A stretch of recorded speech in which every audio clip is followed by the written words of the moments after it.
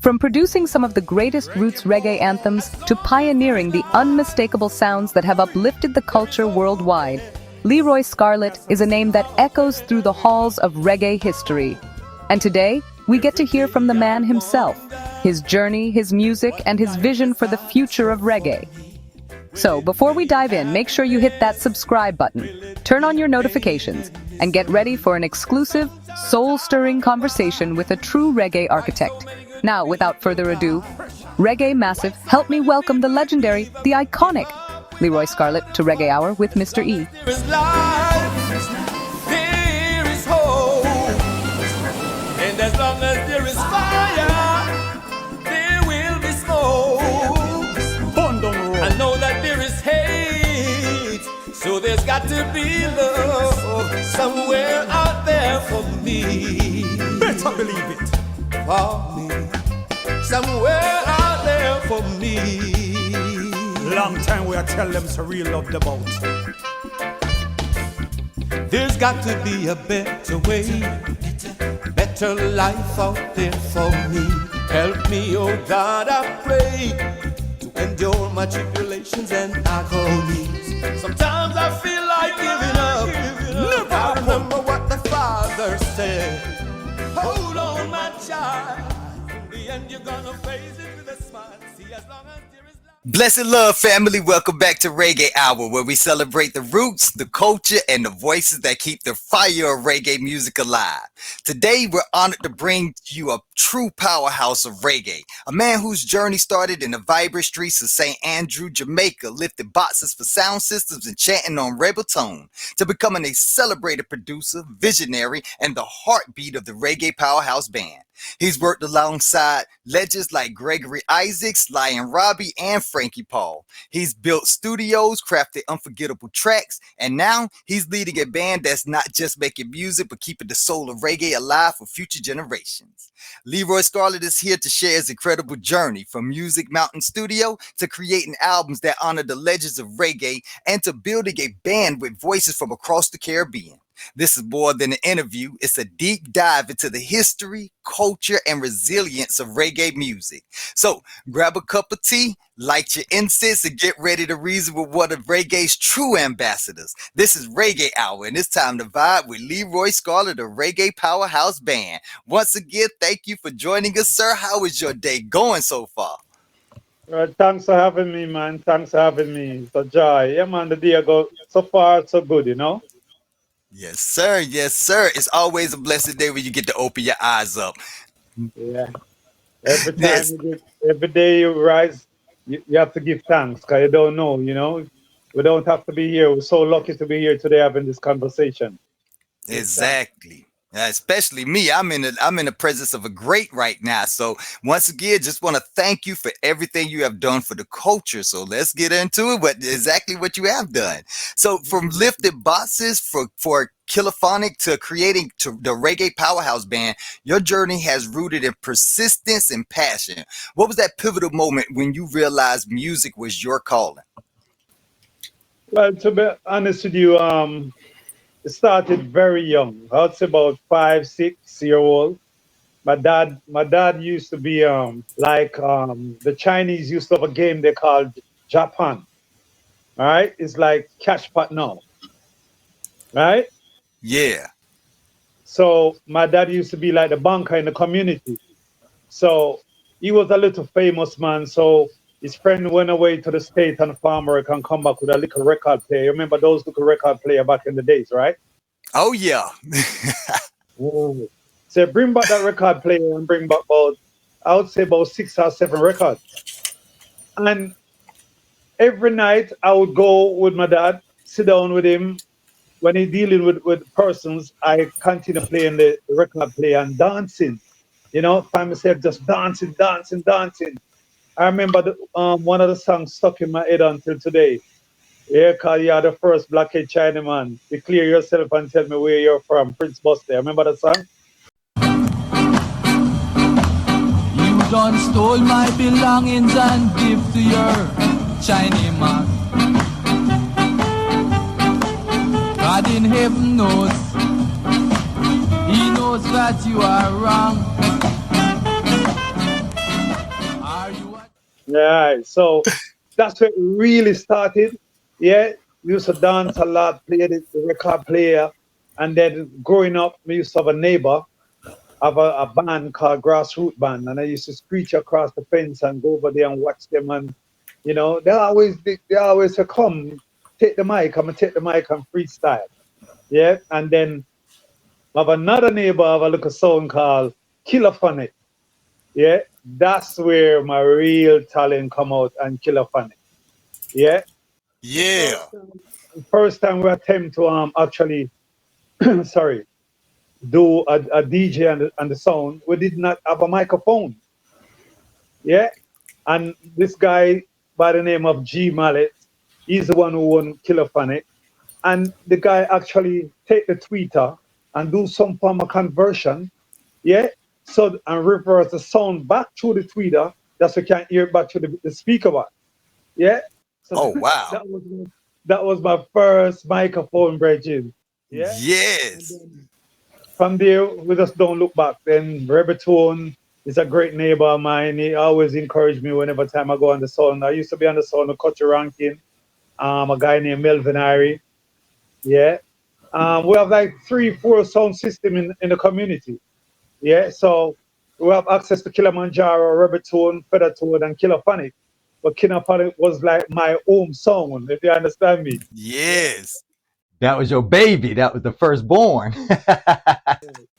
So whenever time any other sound system come in the community, I remember there's a song called King Atani with Daddy Uri. First time I'm gonna see Uri. Them time they are sure about 9-year-old, 10-year-old, something like that. And when they turn up, the sound actually reached the venue very early, like from about 1 o'clock. So by 5 o'clock, the sound string up and start to play. I watched Daddy Uri DJ from about 6 o'clock that morning till 6 the next morning. Just standing there watching him. Yeah? Him and Nicodemus. And I said to myself, you know what? Me have to be a part of this thing. I love it too much. You know? So keep pushing until I end up on Kilimanjaro. Kilimanjaro, Mr. Harper is my neighbor as well. Very respectable family in the community. Yeah, you have to be a good boy if you actually link with the family because they don't deal with no form of rubbish. Yeah, so it happened as Mr. Noel Harper. He used to every Friday night he'd come and string up a little two speaker box. The dad have a shop and there's one section where you have a bar. So Friday and Saturday he would string up that little system into the little bar. And with us down there, we have vibes, no microphone, just vibing, listening music and hang out with them until one day I'm saying I go buy a sound system. And about a month, 2 months run out, yeah, and then come back and say, you know what, the equipment them finally arrived to build the sound system. And we're like, what? We was so excited. Back in the days, speaker box would only make them from cedar board, right? So we walk in the community and we bought every cedar from every human being who have a piece of cedar to build his speaker box. Yeah. Um, Round Kilimanjaro, I remember the first dance I played was so excited. It becomes one of the biggest machine in the whole, I would say Jamaica. Yes. So I start going around with them. The first guy who actually hold the microphone on Kilimanjaro was a brethren of mine called Fivey. Yeah. Them time you only have like Hugh Brown, Rankin Cheva, and Uri and Big U. You don't have much artists them time, much DJs. So go to dance and Fivey start DJ, I start observe Fivey and my dad stand up in the dance one night and watch Fivey rock the crowd. And when I go home the morning, my dad said to me, listen, I don't grow you to be a box lifter. It's either you're playing the song, or you're singing, or you're DJ on the song, or else you can't go back to no more dance. Right. What this man just said to me a while ago. I said to myself, no way, boy, I have to start do something.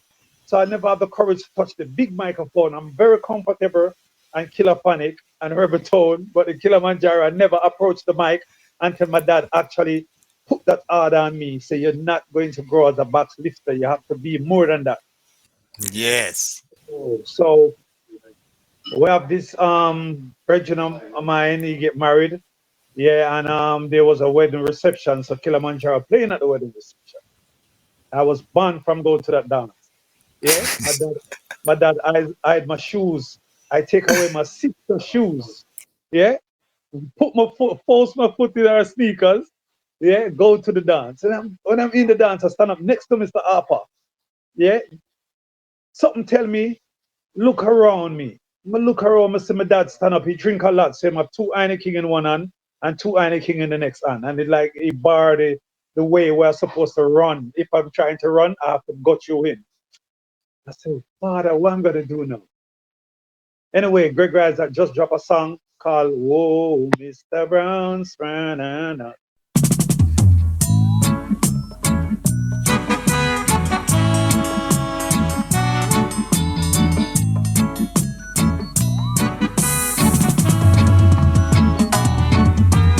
Boy, Mr. Brown.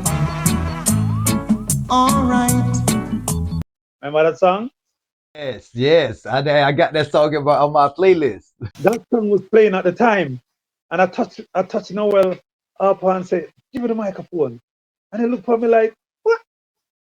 And I said, give me the microphone. You don't know some of my life is at stake right now, yeah? Yeah. So he finally give me the microphone with a smile. Yeah. And he flipped over the record and I start to DJ. Free Mr. Brown, him and the general I come. Oh, Mr. Brown. It was so funny. I watched my dad just shake his head and just walk back into the audience. Yeah. So I Hey. developed my courage there and just start DJ about 2-3 hours a night. When I go home in the morning, him say illegal to go dance now. So I give my father a whole heap of credit because if he never do that, might be able to still be a box lifter. Yeah. Yeah. So I would say that pushed me to do what I need to get done.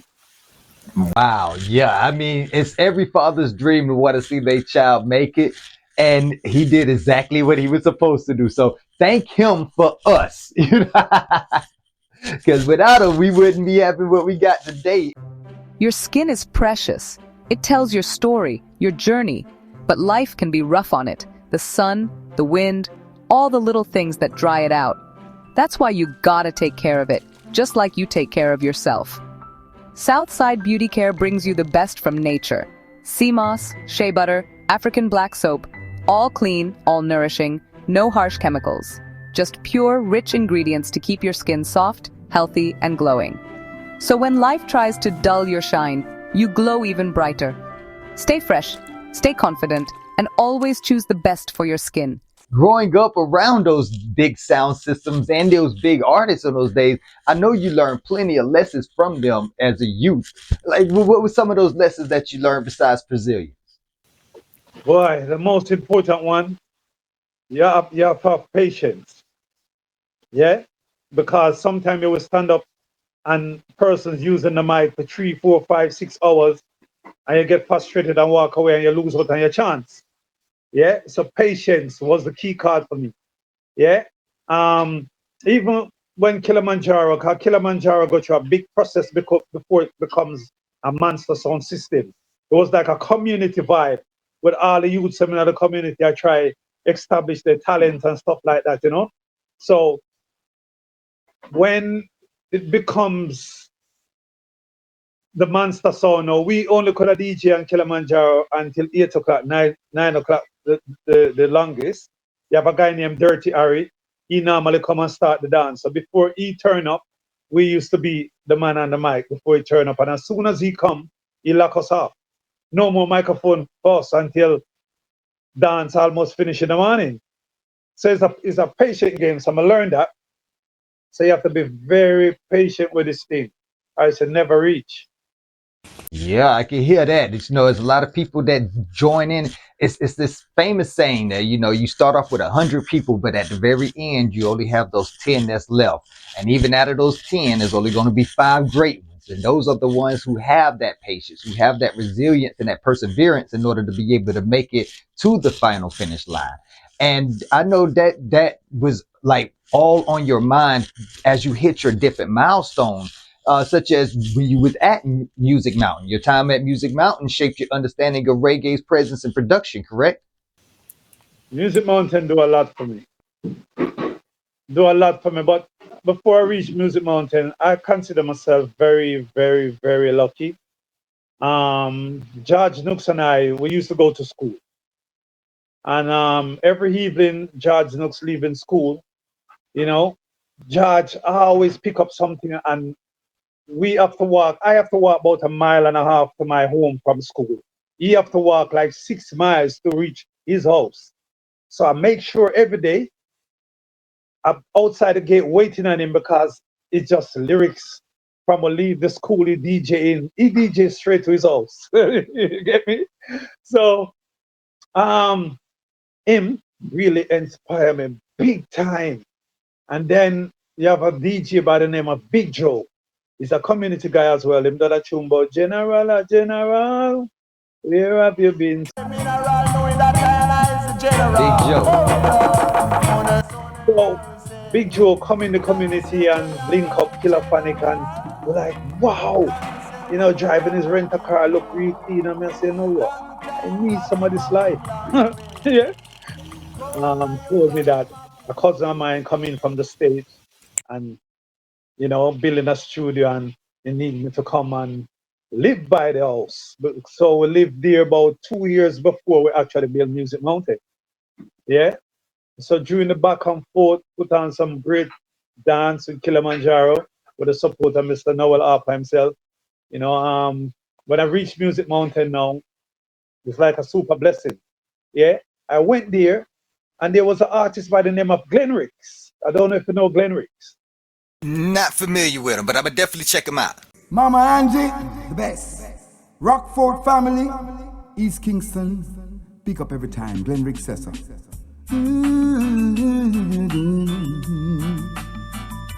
La la la la la la la la.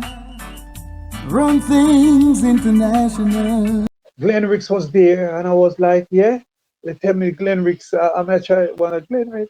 I don't really know Glenrix, but I see they taking pictures because my cousin flew Rolls Royce, and Glenn was driving one of the Rolls Royce, back it up in the grass and taking pictures, and I'm like, okay, and I'm there watching. So they roll off the hill and go to Byron Lee's studio in 3 Mile, and I was at home. We have a grand piano in the house, and I said to myself, I have to learn to play this thing because I love to try. You get me? I just Got to. yeah. So them time you have this big tape recorder where you put on your shoulder. You remember them big tape recorder, right? Yeah, the big boom boxes. So I put it next to the piano. Michigan and Smiley have a song, No More Uptown, Downtown. Social barriers broke down. And I'm feeling out the keys. I'm feeling out the keys. Yeah, until I finally find the bass line. Yeah. And I start playing boom, boom, boom, boom, boom, boom, boom, boom, boom, boom, boom, boom, boom. Yeah, and it just stuck in my head now. So after I find that key now, I'm start figure out now what next. Yeah, so I'm start with it. Now, now, yeah, recording, and I was singing a cover version song on the rhythm. Can't remember exactly the song I was singing. So anyway, I recorded. My cousin came home and I played for him, and he's like, "What? I'm gonna build a studio." I'm like, "Yeah, yeah, yeah." Studio. So yeah, I'm gonna build a studio, man. Don't worry, man. Just go and work on your thing. I'm gonna send you back to school and I'm gonna build a studio. And I'm like, okay, all right. So while he there saying that every weekend I have to go find Kilimanjaro, wherever the sun playing, I have to go Oh find the wow. Kilimanjaro. Yeah? So I'm back and forth from the house to all the dances with Kilimanjaro. All right. In the process of doing that now, he said he's ready to do the studio. So we have this massive piece of land next to the house. It's a residential zone. We're not supposed to build a studio in that zone, but you get away with it. And the guy start push down the lever with a tractor, and the guy gets sick. As I said to you, I love to try stuff. I used to be on the tractor with him every day because I want to see what I'm doing. I want to learn everything what he's doing. And I sit on the tractor with him, and then after that couple of days, he missing. And then we'll find out he's sick bad. And my cousin started said, boy, you know, that place needs to finish. It's supposed to finish from the last 2 weeks. And I said, yeah. First thing the next morning, I go in the tractor. I remember everything that man do, and I start it. Start up the machine, and I start push down the land. When he wake up, you know, I mow down the land with the tractor. Right. When he wake up, well, I was about 2, 3 o'clock in the day, because the man would sleep most of the day and up in the night time. When he come outside, he come on, he sit on the tractor and he said to me, you something else, you know. You definitely something else. It's something about you. How you know for do this? I'm telling him I just sit and learn. I'm not the brightest guy, but I'm very clever. Yeah, I catch on to things very easily. The next day, I finish it. When I finish it, we start other material start coming, and we work on that studio day and night. Motivated. Day and night. 2 o'clock, mixing concrete, taking cement, carried bricks down the. It was hard, but you know what? We get the job done. Reach the pinnacle point of finishing. I have an accident with a car. You have a Cadillac, and we used to use a Cadillac to carry cement. So I have to drive back from the studio to the house because he gone down and leave the car. And I said, I'm not leaving the car on the road. Right. Drive the car over, bomb the lights that go off on the car, have a bad accident, mash up the whole of the car front. You know, I tell my friend, go and tell him that the car crashed because I'm so scared what he was going to do to me. And he come down and he get real mad. Box me. I never get a box like that in my whole life. Oh, wow. Wow. Yeah, safe to say he was mad. I never get a hit like that in my whole life, man. And they hold on to me. And anyway, I struggle and I get away from him. And I said, boy, I'm not going back near this man, you know. So I run away and head back to country. Tired of the same old conversations? Want to dive deep into real topics that challenge the status quo? Then it's time for you to tune into Revolutionary Hour, only on B.O.S.S Radio. From social justice and political movements to cultural revolutions, we bring you the voices of thinkers, activists, and changemakers who refuse to sit still in a world that's constantly shifting. This isn't your typical talk show. This is a space for raw, unfiltered truth. Want to stay ahead of the curve?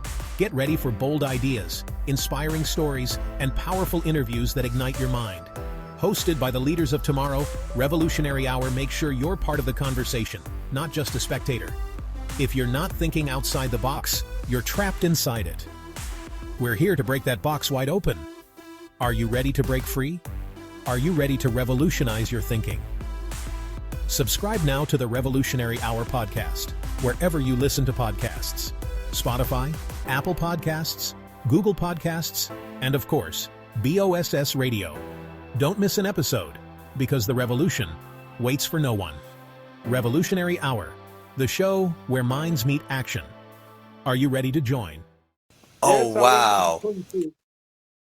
And back on Kilimanjaro and up and down with the sun and getting better and better.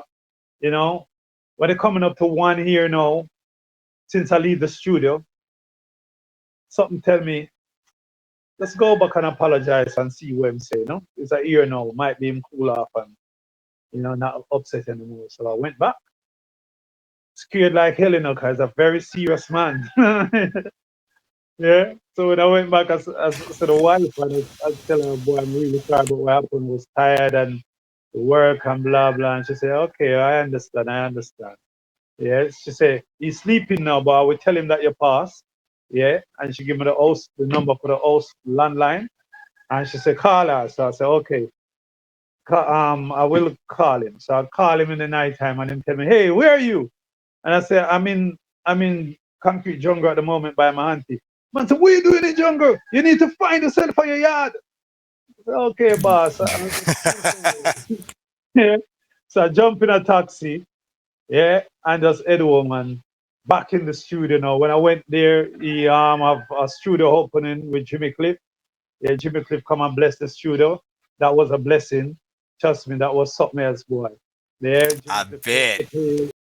and we have some fun. And Big U Buchanan was there. Yeah, Tapazuki was there. Yeah, it's quite Oh a lot of wow. people showing up for the opening of the studio. Yeah. So yeah, after the opening of the studio now, then people start coming on for bookings. The studio start get really busy. People from all over the globe start book studio time for the studio. Yeah, so all right. I said to myself, boy, what am I gonna do in the meantime? Because really and truly, he tell me I'm gonna build a studio for me to sing. So I'm waiting for my time. Yeah, my time not coming at all. Yeah, my Stay time not coming patient. at all. So I start get frustrated. Yeah, I start get real frustrated. Yeah, and one day I'm come up and said to me, all right, this Saturday we're going to do some work in the studio. I said, okay, cool. I'm looking forward to that. Yeah. So the Saturday come, we go inside. And the engineer sit inside. He went downstairs. Leroy Smart. I used to love the way Leroy Smart sings. So my first song, I actually try to sing. I imitate Leroy Smart because I'm good at that as well. I'm a good imitator. Yeah. So I imitate Leroy Smart and I put on two vocals. And when he come back and hear it, he said to the engineer, "So Leroy Smart was here?" And the guy said, "No, it's Leroy put on the vocal." Him say, "You're lying." And he was so excited, even more excited than me. But anyway, we put on the two vocal, nothing now happen again. They're just there. I bring a little guy, he was a windscreen wiper in the street. I take him off the street and I bring him to the studio, introduce him to him. And he actually released a song with a guy in a week, playing on every radio station. I'm like, so what happened to my song? Exactly. Yeah, what happened to me? Yeah, and the famous radio DJ Barry G, everybody excited, one shebang on that song. Oh wow. I get me really frustrated. I said, this man working against me. Why is this? So continue, go on till, Boy George turned up at the studio one night. Yeah, I never knew it was Boy George. Yeah, I just see this man dressed real funny. So I go on the intercom and I call him and say, some dude is here from London. They look like Boy George. And they're like, yeah, I expected him. He come up and Boy George, Tyrone down there from Bob Marley and the Wailers, Big U Buchanan, they're chatting. And yeah, but I'm trying to hold it as much as possible. So Boy George come, they do their thing, they shoot a video. Yeah, Boy George leave back to London. Yeah, he recording all kind of people, Jimmy Riley, coming on album, Master Griffiths, Toots, and I'm sitting there watching everything. I said to myself, when am I gonna get up live? So it happened that Sly and Robbie now booked the studio. They black booked the studio for like 6 months. And every time they come, I will run to the car, take out the drum machine, carry down Robbie bass guitar, go to the shop, buy food for them, cook the food, and just hang out with them till me and Robbie Shakespeare get real close. And they start to teach me the business. They was doing an album with I Mosey at the time. So I said to myself, boy, it seems like these people show me more love more than even my own family. So stick around Sly and Robbie every day around them until one day Robbie said to me, listen, you ready for put on some vocal? And I say, yeah. I say, yeah, kind of not sure. Yeah, come and get frustrated now. And I say, listen, man, I'll get the studio, I'll go book a studio for the whole day. They just go and put on some vocals. And it happened that it did not let me use Music Mountain. He booked Dynamic Sound. Because I was doing some mixing in Music Mountain studio. So I went to Dynamic Sound and studio time start run 3-4 guys, they voice a song before me. And then I actually voiced my first song called Murder. This a music a murder well throughout foreign and Jamaica. Why? Mix down reading, mix it down. Dance a catch a fire, they dance a catch a fire. We throw them down. Murder, in a dance hall era. Aye, aye, aye, oh, oh, oh. Murder, murder, in a dance hall era. Aye, aye, aye, oh, oh, oh. Yeah, and the Taxi Labor, Two Rhythms Clash. I don't know if you see that tune. Let's find that. Yes, yes, definitely. Papazuki was on the track, and Cat Tour, Half Pints, a portion of people. It's a compilation called Two Rhythm Clash. Anyway, I went back home, did not tell my cousin what I done. Yeah, because it seemed like he's not interested in my thing, so I don't tell him nothing. Right. Yeah. One day we're at the studio, the radio on, and the song come on, and I start to play. And then start to say, Leroy Scarlett, blah, blah, and this guy, Robert Labor. I see him look around at me and like, when you do that? I said, well, I said, you're not looking and paying attention to me, boss. Yeah, and he said, boy, sorry, man, and apologize. And I said, the studio is here. Where did you go and do it? I said, Dynamic Sound. He said, why you go Dynamic? This is because you never have time for me. You have time for everybody else except me. And Robert Exactly. And I can see him feel bad, but I was very happy.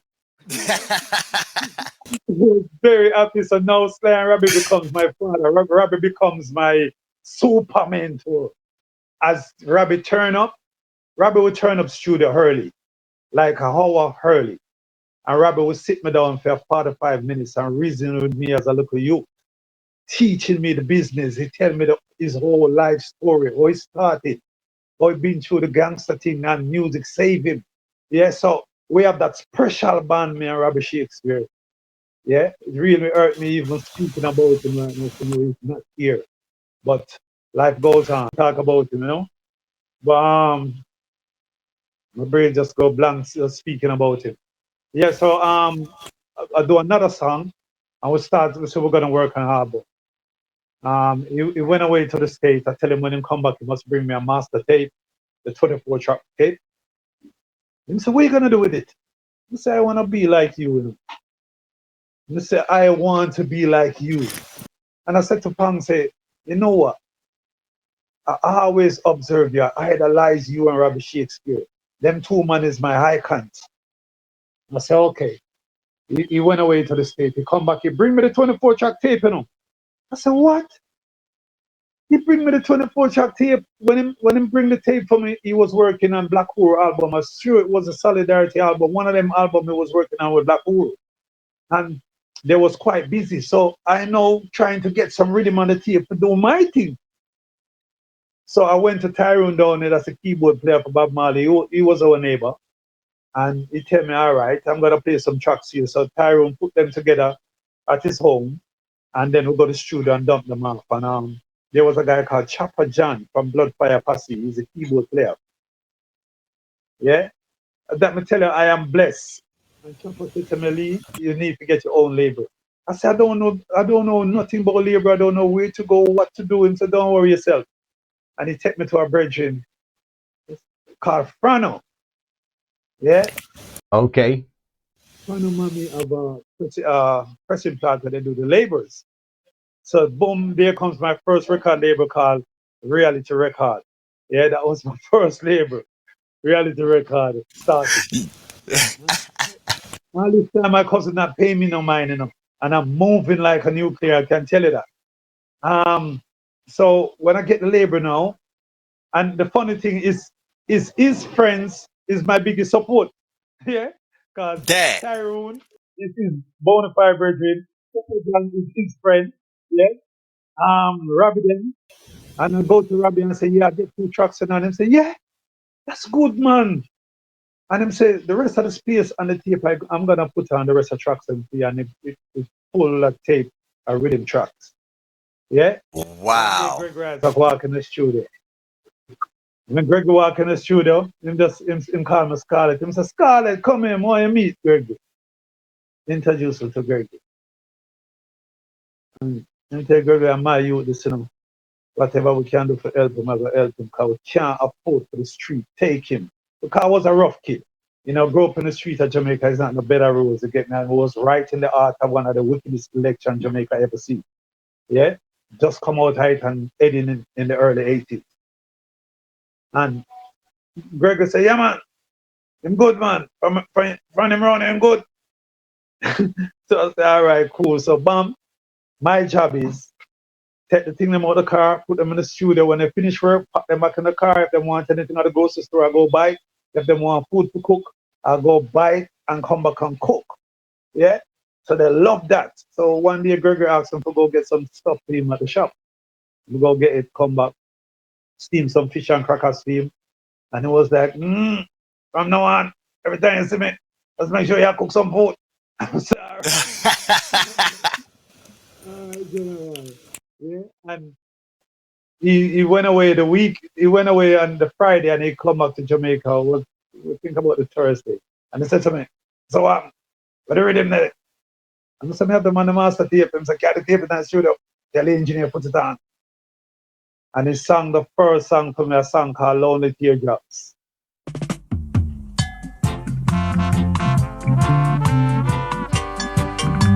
Before goes my lonely teardrop. Yeah, yes. Oh man, that's history right there. Yeah, and after I done that song, he said to me, hey, hear me? Link you up with Dennis Brown. Put him on the track as well. Oh, what? Yeah, so I get in some problem on the street. You don't know, street vibe, gangster vibe. And Gregor said to me, listen, you have a passport? Well, no. And say, tomorrow, I'll come link you up. You take the passport picture, then I'll give you the money, and start out the passport. That's how I end up with a passport. That's a great riser. Oh, wow. They was going on a tour in the Caribbean, and he take me with him. And I meet Dennis Brown, Frankie Paul, all the greats. He introduced me to all the greats. And then tell me, stay away there for the time being. Don't want to see Jamaica right now. Yeah. So I stay away for about 4 months, getting into 5, get real frustrated and bored. Come back in Jamaica, hide from him until he find out I'm here. Yeah. He tell me, you don't listen. The play days. Yeah. I don't want you to die on the street of Jamaica, so I'm telling him I change my ways and try to just live with people and don't fuss and thing. And him say, all right, this is what I'm going on. And Dennis Brown come now and he put on a track to me called Rude Boys. For you ain't got nowhere to turn, your skin is gonna burn. Now you think you're a champion, and you ain't a lion, rude boy. You ain't a winner, you're more a loser, rude boy. You just can't win, you're living in the same. Yeah, and Frankie Paul do a song for me, One Little Romance. Since you've been mine a mighty long time, I can't help this feeling flow. I might tell myself I love you forever. I don't know if you let go. This feeling. My cousin. Sit on one side, him not even paying me no mind in the time of them time you have Grace Jones in the studio recording album with Grace. Yeah, he done the Boy George thing, he done Master Griffiths, he done Toots. He just looking at the big names. Yeah, exactly. Not realizing that you're building the future. Yeah, so it happened. That's I finished some work. Meet couple giants from all over the place as producer and record company. So I find out how to license stuff and get paid, and what it done to me producing distract me from being an artist. Yeah, because from the time I start produce, I never ever go in the studio and try to do something with myself. Right. Until I formed the band Reggae Powerhouse band, put out the first album and have problem with the artists them. And I said to myself, why am I going through so much struggle with these artists and I can do this? I know I can do this. So I go bam, do a collaboration with Black Euro. yeah, for the album, and then I do like 4 more singers on the album. This album is Reggae Powerhouse Band in French. Yeah. And then I said to myself, you know what? I'm gonna start do this, bro. I'm gonna start do this because it's hard to deal with the artists them. And plus I have a lot of unfinished material with Gregory. I still have songs with Gregory Isaac I don't release, and Dennis Brown. Oh wow. Till this day? Yeah. 2 years ago I put out a tribute album called Tribute to the Legend with Gregory Isaac, Dennis Brown, and Frankie Paul. I don't know if you've seen the album. Oh yes, I did. I did. And I'm just wondering, how was it unearthing all of those relics, those treasures? Well, vicing them over the years and just have the tape put on. Cause once upon a time, the business gets so bad, vinyl wasn't selling anymore. Yeah, the business get real shaky. Right. Have the vinyls them store up, yeah, and said to myself, one day I'll find a way to, use them up. So I start use them up and start the collaborations with them. Yeah, 'cause I have a collaboration coming with Greg Isaac right now. Yeah, I done one with Luciana. That was number 2 in the charts in France. No, number 4. It was number 4. So I just start paying more attention to me right now. Exactly. Exactly. I'm trying to tell these kids the age is just a number. Yeah, it's all in here, brother. I feel like I'm 16-year-old right now and I'm giving it to them. Yeah, dance all anywhere they take me, I'm there. Exactly. I'm just telling them age. I tell them don't watch me age, don't watch me head. Facts, right? Because even you found a way to be able to honor reggae roots and still incorporate fresh elected sounds with your band with diverse members. Like where does the idea, where does the motivation come from, the inspiration? To be honest with you, I never stop. And I always trying to find ways to come out of bad situation. It's always, no care how bad the situation get. I always say to myself, I can jump over that fence and come on through that side and it'll be okay. You get me? So I always try to create and do different stuff because right now I'm speaking to you, I'm in the middle of writing a book. Yeah, and it's my whole history with reggae music, dancehall and the street, and trust me, it's something to read when it comes. Oh, we definitely got to make sure we get a copy of that. Yeah, man, it's something to read when it comes, man. Yeah. Name It is in it. I have Grace Jones in it because I have a history with Grace Jones and my cousin at Music Mountain. Oh. We don't have enough time and it seems like I'm about to dying. We'll have another interview for that one right now. Listen, I live it. I seen it all.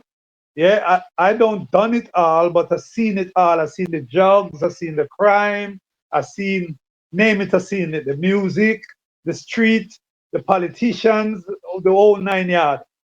I've been through it. Yeah, and it still reflects through your music. How do you make sure that music always keeps on the tradition of advocating for like social justices and liberation and topics of that nature? To be honest with you, I like the roots part of it. I love the message side of the music. Like right now, Luciana is my everything right now. Because the kind of words he speaks, sing from his mouth, very powerful. Yes. And I'm more into that more than the little street stupidness. I can go stupid, yeah, but I love consciousness. I have a singer by the name of Easy B. He lives in London. I put out an album with him called Prophecy.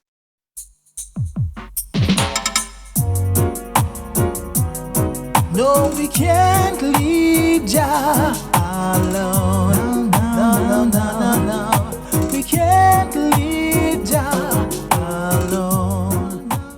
And if you listen to the album, there's some spiritual, conscious songs on the album.